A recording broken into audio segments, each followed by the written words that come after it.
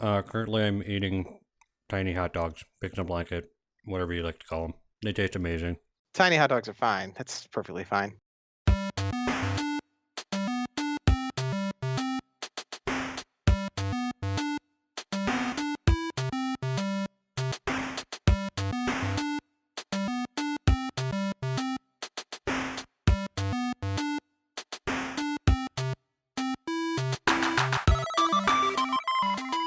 Hello and welcome to the Part-Time Gamers Gaming Pod. All right, let's try that again.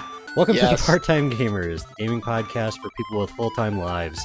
I am your host Searanex, and I'm joined by my good friend Gristle. And 9 of 12 is out for today. She was not feeling well, and also has a bunch of event planning.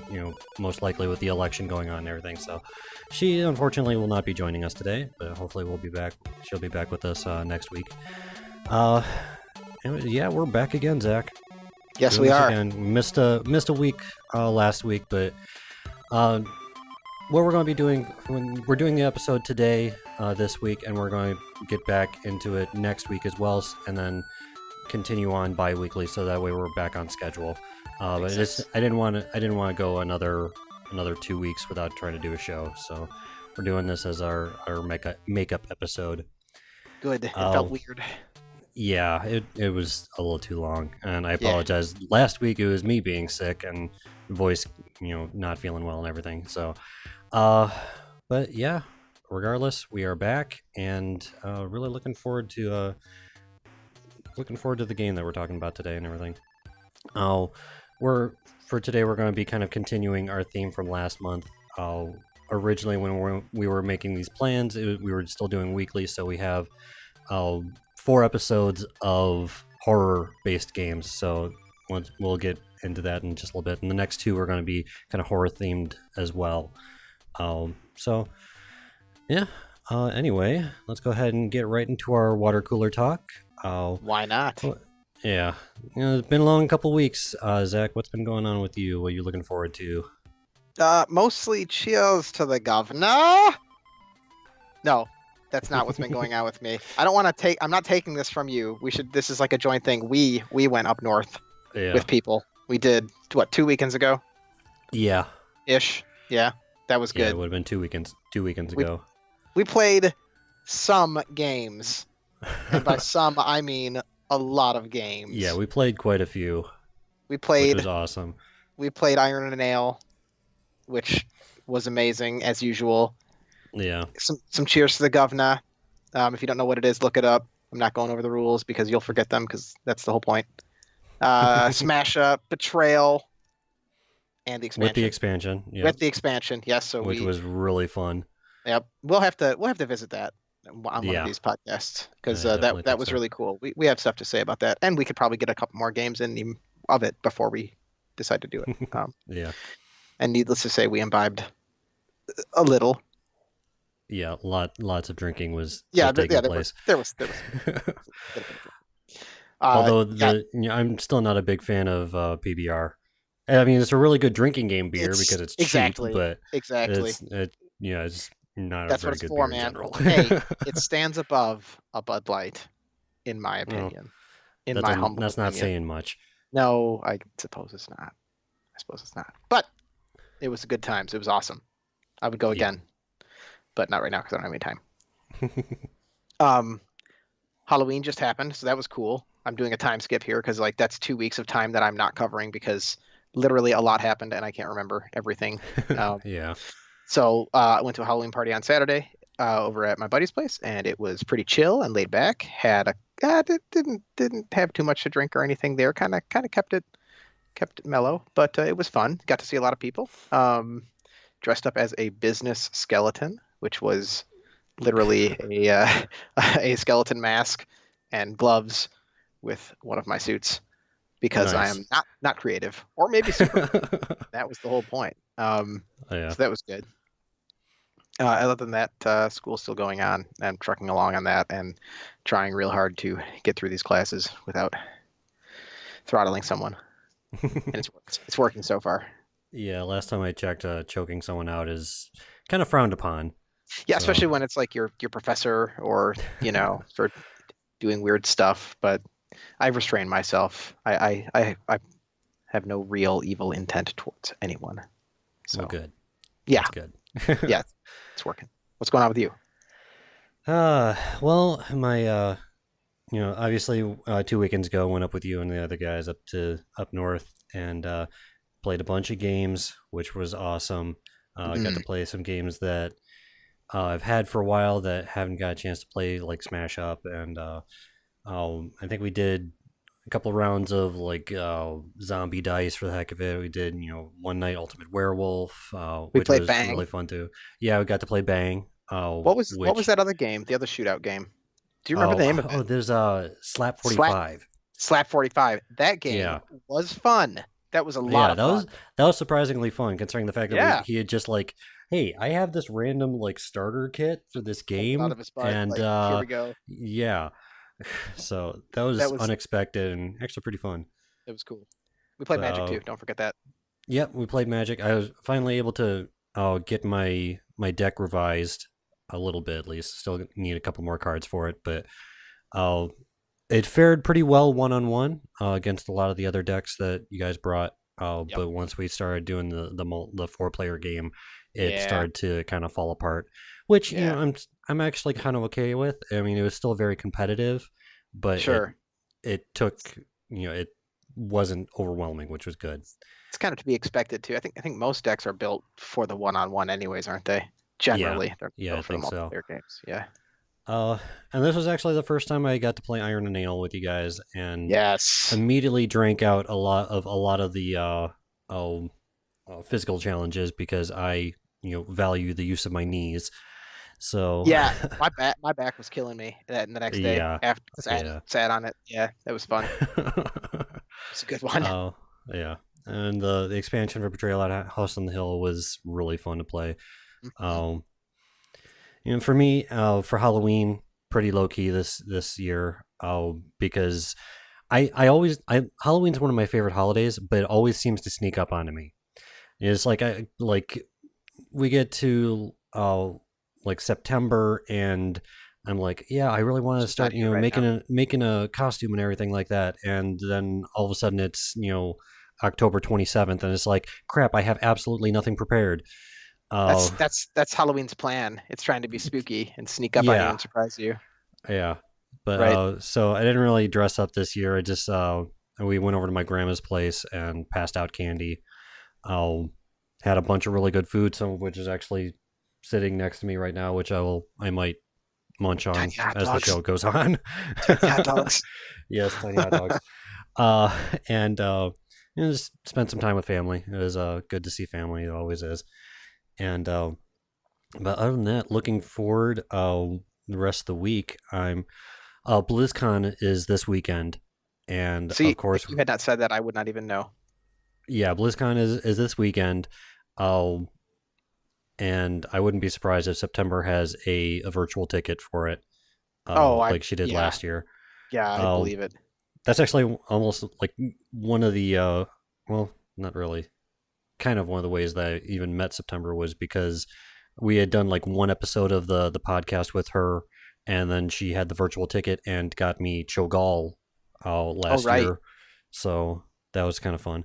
And but Nope. so I'm We really can get a looking full forward. report from her. Yeah, and actually on Geek Grills they did a BlizzCon a pre BlizzCon episode this past week, and I imagine they'll Nice. do like another deep dive BlizzCon episode coming up as well. Very Um, nice. so that was pretty cool. Oh, so really looking forward to all the announcements that come along with that. Really looking forward to stuff for Overwatch and Heroes of the Storm, especially. I'm sure there's going to be a bunch of stuff for Warcraft as well, but obviously not playing World of Warcraft right now. Right. Uh, but yeah, other than that, really looking forward to seeing Doctor Strange this weekend as well. I'm jealous. Um, yeah, Super um, jealous. my wife and I will typically go and go to my grandma's to do laundry and stuff like that, and take our daughter over there so they can see her, and hopefully we'll be able to. Excuse me, I burped. Uh, It's all right. hopefully we'll be able Tiny hot to, dogs. yeah, tiny hot dogs and coffee. Right. Uh, My wife and I will be able to duck out for a couple hours and go watch Doctor Strange this weekend, which is going to be really fun. I've been hearing really good things about it so far Oh, I believe because it. it's actually out in Europe already and it's been Yeah. getting fantastic reviews. So really looking forward to that.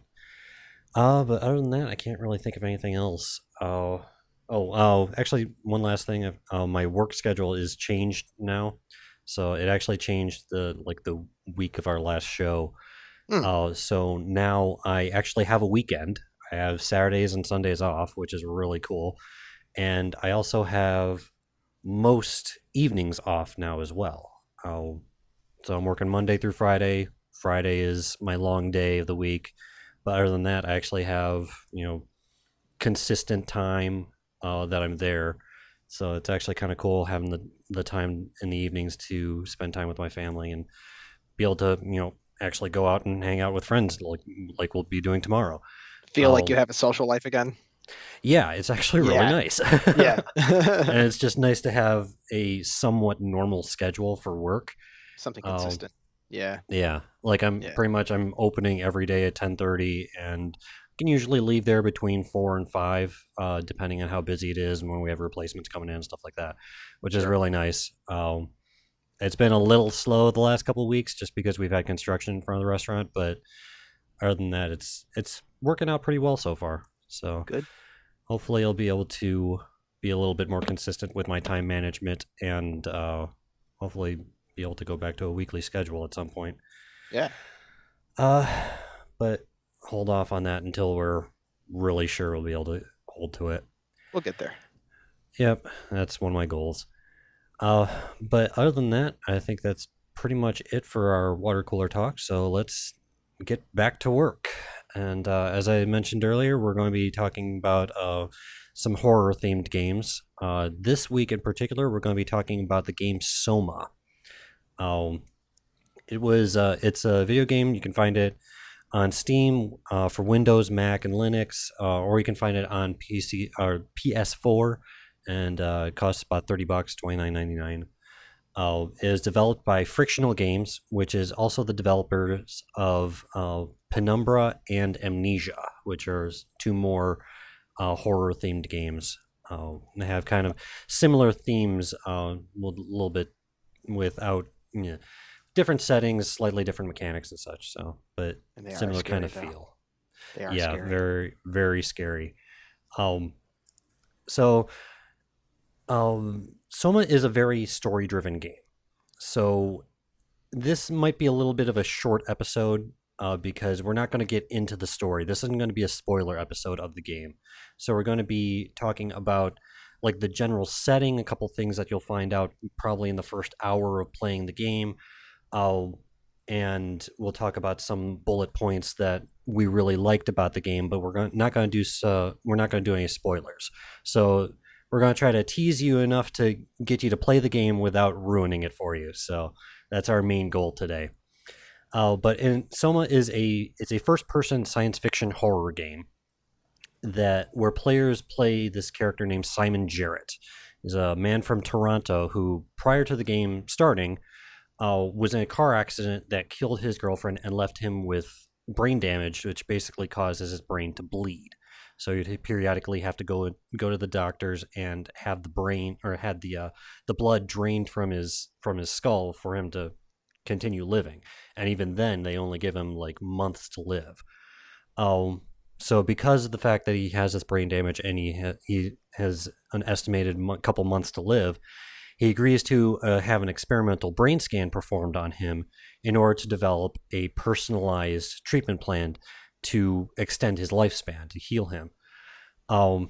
So you start off in his apartment. You have to find the like radiology dye or whatever, and then head out to the scan.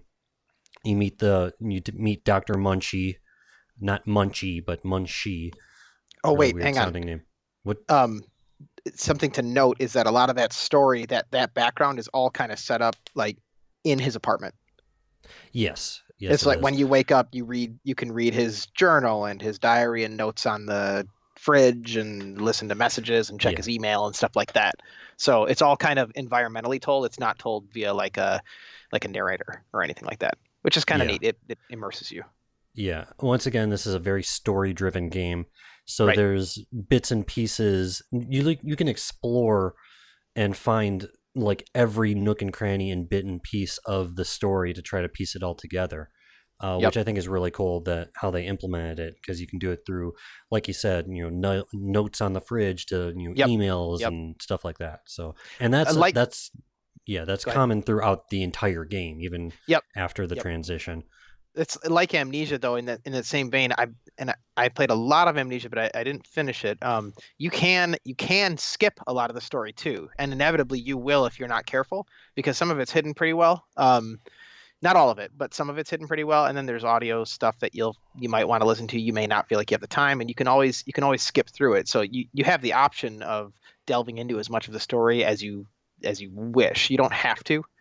Yeah. I think it's definitely important for like the creepiness factor to kind of get some background, but you could play it with skipping most of that background stuff. Yeah. Yeah, definitely.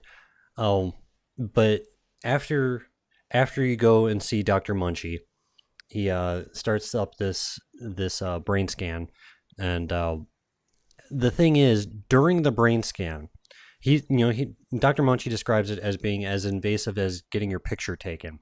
But for whatever reason, as the scan is taking place, your Simon blacks out. He just, for whatever reason, just fades out. And when he wakes up, he's in this completely different location. Looks like some sort of derelict underwater facility, and you'll see signs that call it Pathos 2 is the name of this facility. And as you're continuing on through the story, you find out bits and pieces, more and more of the what happened, how you got there, what the facility is for, and everything like that. And that's one of the driving forces of this game is that mystery of like, okay, I was just in Toronto getting my brain scan. How did I end up in this underwater facility in the Atlantic Ocean? And so that is the core driving force of the game, is just trying to solve this mystery, not only of how you got there, but again what the facility is for, and ultimately help out with what's going on there. Um, so that's pretty much about all of the story we're going to give you, just enough to give you an idea of what to expect with that. But some of the bullet points that we really like about the game is this is still a horror based game. So there, what I really liked about the horror elements of this game is the fact that it's done through the atmosphere. It's a very atmospherically scary game. Yep. It's just everywhere you turn, you just get this sense of dread, mystery, and tension Yep. throughout the entire game. Oh, and I really like that because it doesn't it doesn't have to rely on things like jump scares or the use of gore. Now, granted, But there it are but it corpses and stuff like that, Yep. but And it does have some jump scares too, but I don't think they're not the core reason behind the yeah. the dread and the horror of the Well, game. the jump scares, oh, they're they're still even not even like true jump scares because to a certain degree, unless you're just completely oblivious to your surroundings, they're still somewhat telegraphed. Oh, to a degree. Oh, Yeah. Yeah, they but are. A couple there's a certain thing that the first couple of times you encounter it, it's not really telegraphed, that I ran into when I was okay. playing through a few days ago. It's they don't you don't really have any indicator, and then all of a sudden it's real quick.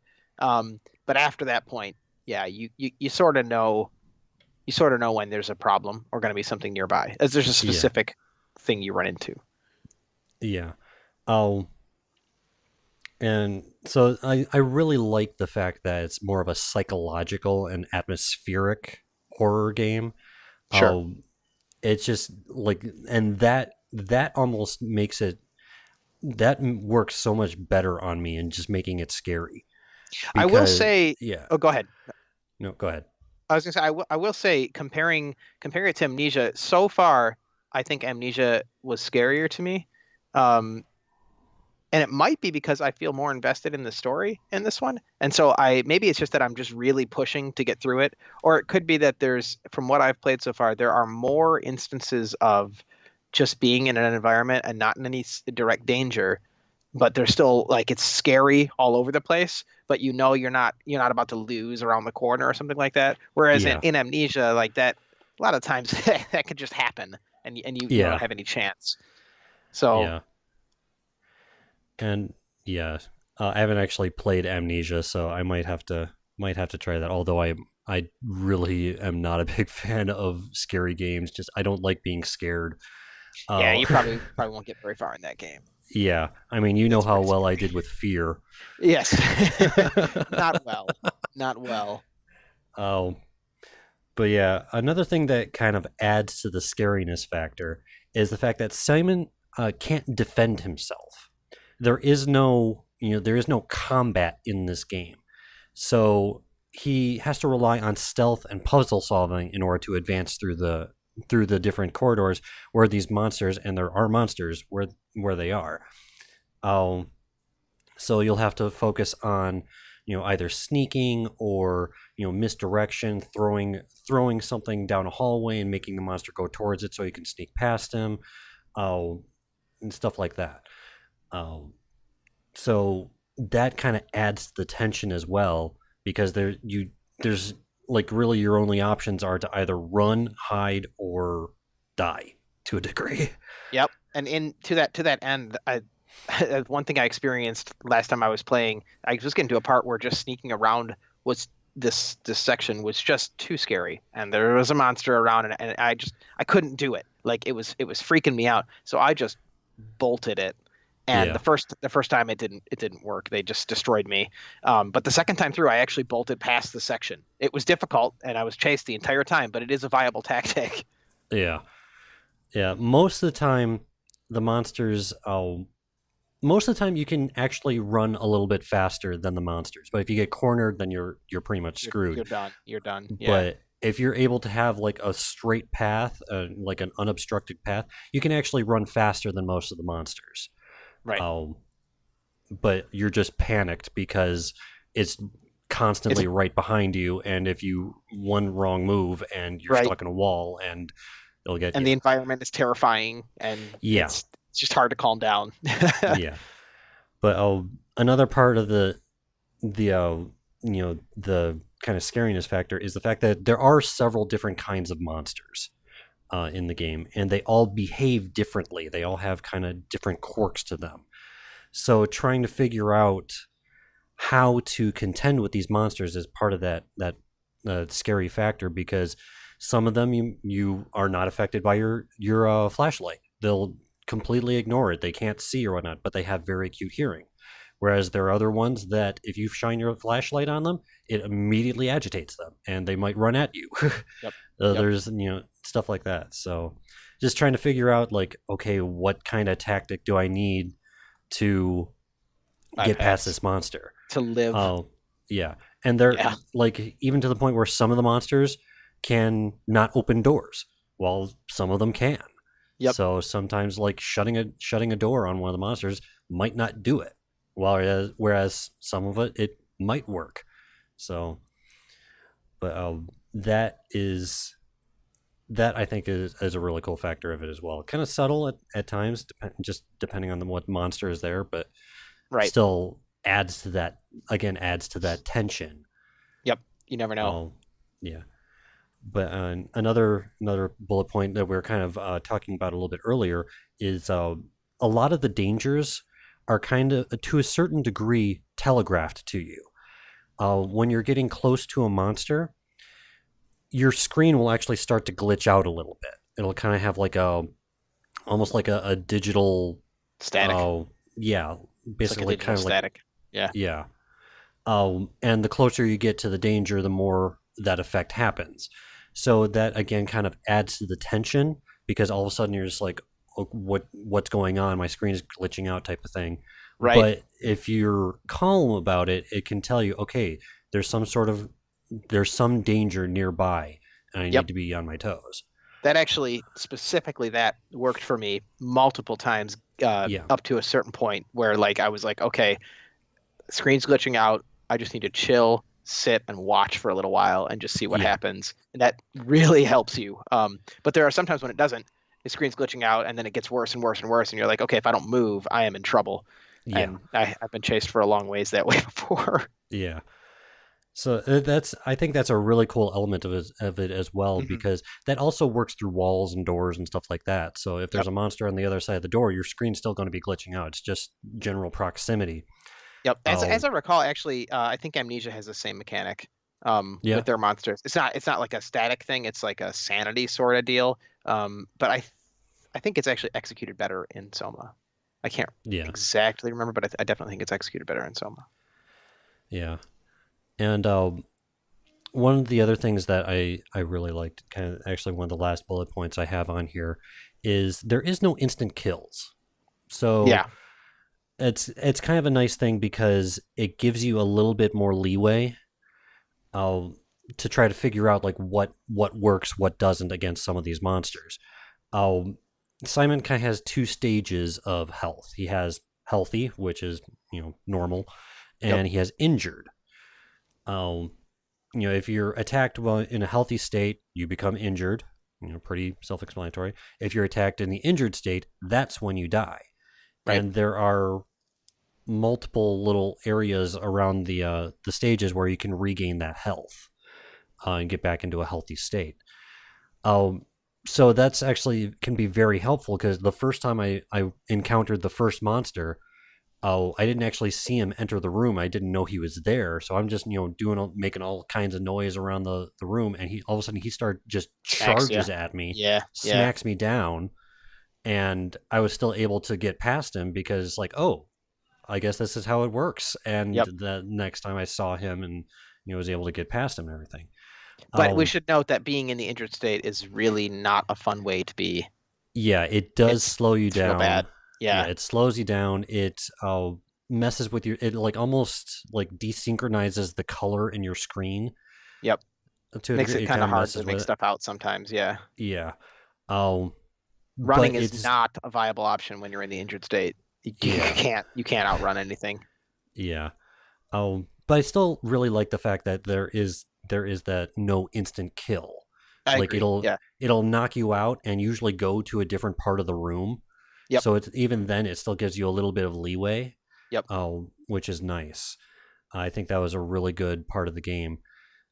So it kind of it counteracts a little bit of the scariness, but I think it's a good way of doing it because Right.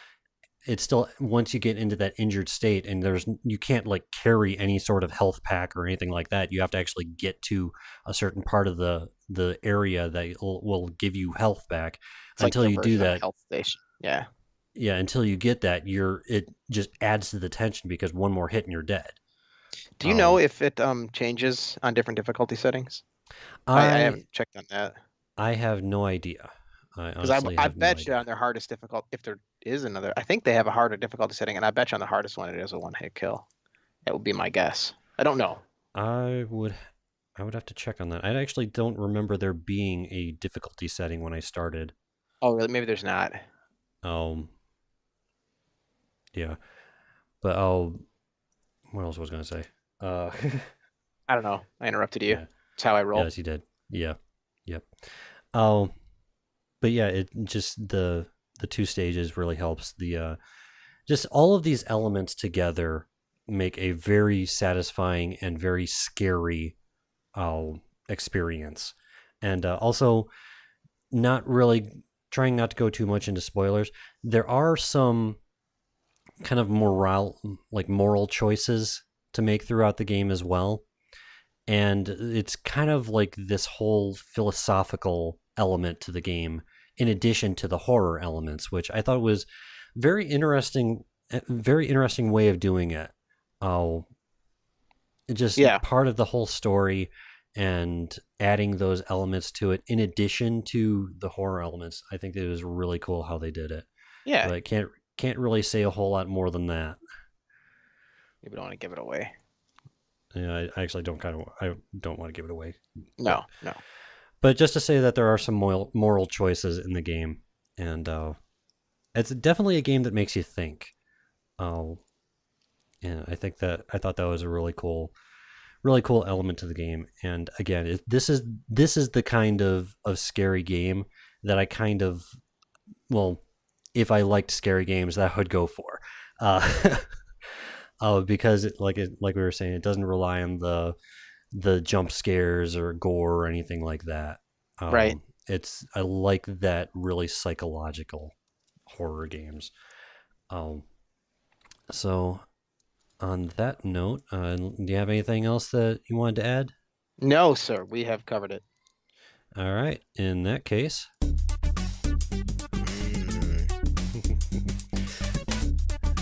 And you're on your own this time, so you have to try to agree with yourself. Although some of these, like, I don't know how to gauge the difficulty of these questions, so some of them might be easy, some of them might be just random chance. I'm sure they're all ridiculously impossible for me, so I'm ready. Here we go. I'm ready. All right. Question number 1. What is Dr. Munchie's first name? Oh, man. Is it A, Sam, B, David, C, Frank, or D, Simon? Oh, man. I'm gonna go with Frank. I like Frank. You know, little hot. We were talking about tiny hot dogs. Franks. I'm gonna be frank with you. I'm gonna go with Frank. Okay. That is should have wrong. gone Simon, right? Simon. No, right? Simon Jarrett is the main character. Oh, right. We said that, but I mean, they can share a name. You know, yeah, that's true. That's why I did add it. But What's no, his name? Dr. Munchie's first name is David. Whatever. I never would have named my kid David Munchie. Later on in the game, you actually do find out what his first name is if you search search deep enough. I'm sure I didn't get that far. Yeah. All right. Question number 2. What year was Simon Jarrett born? Was he born in Oh my A, God. 1982, B, 1984, C, 1986, or D, 1988? I'm gonna go with 88. You sure?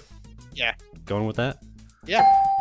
That's correct. It was 1988. You know how I know that? This is and this was a little bit of an educated guess because game protagonists have now gotten to the point where most of the time they're younger than I am, and I'm really mad about it.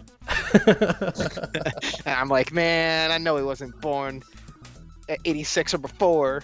Yeah. Yeah. All right. Question number 3. What was Simon's girlfriend's name? The girlfriend that died in the car crash. Oh, right. Was her name A, Amy, B, Catherine, C, Ashley, or D, Julia? Well, better not have been Catherine. I'm gonna go with Amy. Okay, so going with A I'm going with Amy. is incorrect. It was Ashley. Well, I was close. They both start with an A. Yeah, well, actually, one started with A and one started with C. What? Anyway. A, Ashley. Amy, C, Ashley. Okay, you're funny. That's good. That's No, fine. yeah, anyway, I'm a dad. I can make dumb jokes now. Yeah. Ah. All right, question number 4. What is the name of the bookstore Simon worked at? Ooh. Is it A, The Collection, B, The Grimoire, C, Pages, or D, Cover to Cover? Well, first of all, I thought it was like a comic store, but I could be wrong. Anyways, it's Grimoire. I know it is. I know it Yeah. is. Yeah, that's right. 'Cause That one, I was like, that's a cool name for a bookstore or a comic store Yeah, or whatever it is. yeah, it is a comic book store, and Okay. yes, it is called The Grimoire. And I think that's a great name for a store, That too. is, isn't it? That's just a It's great cool. word in general. Yeah, Grimoire. Grimoire. Gotta pick up some grimoires for my class. Yeah. Yeah, they're expensive. All right, question number 5. Who does Simon work with at the Grimoire? Is it A, John, B, These are crazy Jess? I had to crazy. give you some.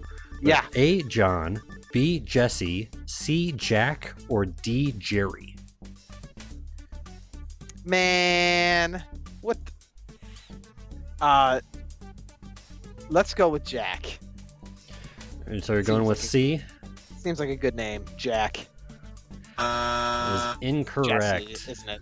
It's Yeah, Jesse. it's Jesse. I knew it. Right at the beginning of the game, while you're still in your apartment, you actually have the option of sending him the email that tells him that you wouldn't be coming into work that day. I did it too. I did it. I just didn't remember his name.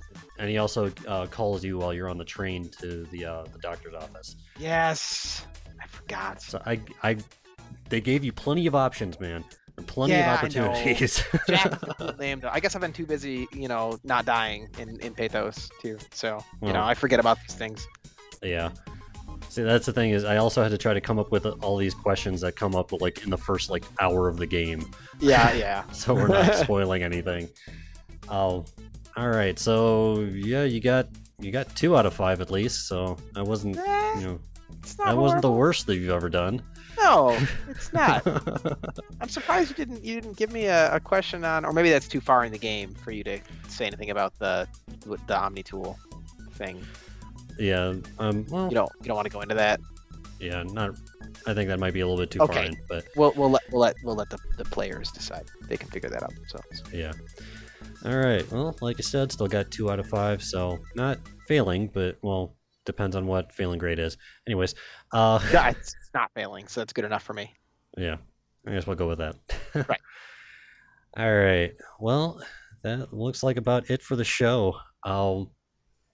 Yeah. So pretty much covered everything. Yes, we did. Like I said before, we're going to be at least for the next episode, we're going to be doing it again next week. I'll put us back on schedule, and after that, we'll be going bi-weekly again.